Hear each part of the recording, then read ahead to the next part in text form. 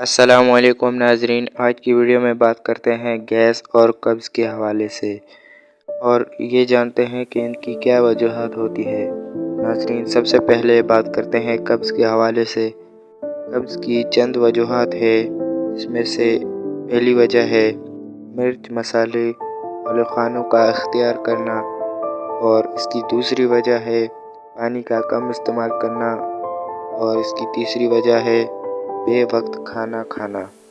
अब बात करते हैं गैस के हवाले से। तो गैस में भी यही चीज़ें हैं, जैसे खाना खाने में गलतियाँ जो होती है और इसके अलावा फाइबर की कमी और पानी का कम इस्तेमाल करना। इसके इलाज के हवाले से बात करते हैं तो इसके इलाज के लिए आपको 1 चम्मच सफ़ेद ज़ीरा, 1 चम्मच दालचीनी और 1 चम्मच अजवाइन, 1 चम्मच नमक ये ले लेना है और इन्हें पीस कर पाउडर की शक्ल दे देनी है। और फिर जब भी आपको ये मसला आए, जब भी आपको इस मसले का सामना करना पड़े तो 1 से 1.5 चम्मच इसका इस्तेमाल करें।